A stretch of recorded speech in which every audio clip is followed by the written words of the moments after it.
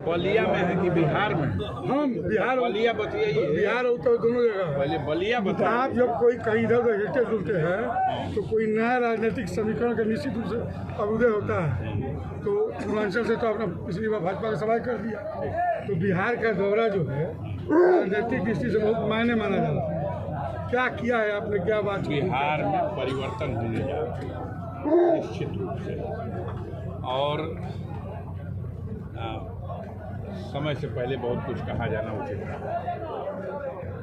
लेकिन इंडिया गठबंधन तेजस्वी को आगे करने और उनको मुख्यमंत्री का चेहरा बनाने को तैयार नहीं है। अब आप से बताइए बात नहीं आया है भाई, हम लोग का अंदरूनी बात है। हम लोग उसको भीतर समझ न रहे क्या करना चाहिए। पहले भाजपा के लोग अभी तैयार हो गए हैं नीतीश कुमार पे। सवाल अभी तो समझा रहे हैं लोग कि आप बीमार हैं, आप शांत हो जाइए। अच्छा, पहलगाम में हमला हुआ है, इतने दिन हो गए और हमने अभी तक जैसे पाकिस्तान के उप प्रधानमंत्री ने संसद में आंदोलन, वहाँ की 24 से 36 घंटे युद्ध हो सकता है। हमने अभी कहा कि राफेल विमान भी उतनी गति से नहीं उड़ सकता जितनी गति से हमारे देश के पत्रकार और उनके विचार होते हैं। अभी बात बिहार की, अभी बात बलिया की, अभी पहुंच गए आप सीधे पहलगाम। क्या कहना चाह रहे हैं? पाकिस्तान के उप प्रधानमंत्री ने वहाँ की संसद में नाटक बंद होना चाहिए। पूरा भारत एक मत है। जो पाकिस्तान ऑक्युपाइड कश्मीर है उसको भारत में मिला लेने का यह अच्छा अवसर है, और उनके गुनाहों की सज़ा भी दी जाएगी, और उसको भारत का जो भारत ही है उसे भारत में मिला लिया जाएगा। क्योंकि कश्मीर का राजा हरि सिंह 1947 में अक्टूबर में भारत के प्रधानमंत्री के सामने लिखित रूप से ये दे चुके हैं कि पूरा कश्मीर भारत का अभिन्न है, और तब भारत की सेना भेजी गई कश्मीर की रक्षा के लिए। उस समय जब कबायलियों ने, पाकिस्तान की सेना ने कश्मीर के बहुत बड़े हिस्से पर घुसपैठ करके कब्जा कर लिया था, भारतीय सेना ने जाकर के उन्हें पराक्रम से परास्त किया। फिर से झांगर घाटी, नौशेरा घाटी और पूरा वैष्णो देवी का ये जम्मू का सारा इलाका उनसे मुक्त कराया।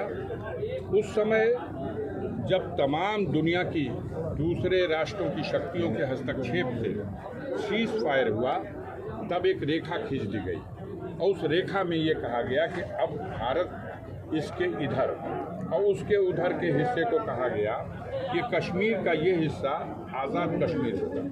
लेकिन ये आज़ाद कश्मीर नहीं है, ये पाकिस्तान ऑक्युपाइड कश्मीर है। हम भारत के लोग उस हिस्से को अपने भारत का अंग मानते हैं, और हम अपने नक्शे में भी उस हिस्से को अपना हिस्सा मानते हैं। मोदी जी को सारे विपक्ष के लोगों ने कहा, देश की जनता चाहती है। आपकी ये इतनी बड़ी विफलता है कि जहां 2000 से भी अधिक पर्यटक देश के कोने कोने से गए हुए हैं, और आपने सुरक्षा जो थी वो भी हटवा दी, और वहाँ खुला मैदान छोड़ दिया उन आतंकवादियों को। वहाँ कोई सीमा नहीं है। जहाँ ये घटना हुई पहलगाम, वहाँ से 150 किलोमीटर दूरी पे सीमा है, और कितना साहस है कि वहाँ से घुस के आए।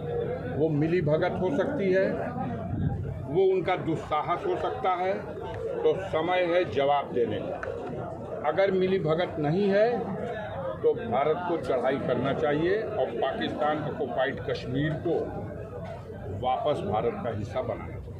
विपक्षी दल खास तौर पर कांग्रेस लोकसभा और राज्यसभा का विशेष सत्र आयोजित करने की मांग कर रहे हैं। आप कितना सहमत हैं इस समय? इसलिए कह रहे हैं कि जब इतनी बड़ी घटना हुई, 26-28 लोग बेगुनाह निरीह मासूम लोगों की हत्या हुई, हमारी संवेदना उनके प्रति है। हमारे देश का प्रधानमंत्री अभी उन बेगुनाह लोगों की चिताओं में आग भी नहीं लगाई गई, और ये बिहार चले गए वोट मांगने। आपने उनसे नहीं पूछा, आपने उनसे नहीं पूछा कि आपको कश्मीर जाना चाहिए था, अपनी संवेदना व्यक्त करने, आपको अनाउंस करना चाहिए था कि आप कौन सी जांच बैठा रहे हैं। जल्दी से जल्दी पकड़ने के लिए वो जो 4 घुसे और मार के चले गए, पूरा किसान हजारों की संख्या में दिल्ली के बॉर्डर पर खड़ा है, 6 महीना हो गया, उसको दिल्ली में घुसने नहीं दिया।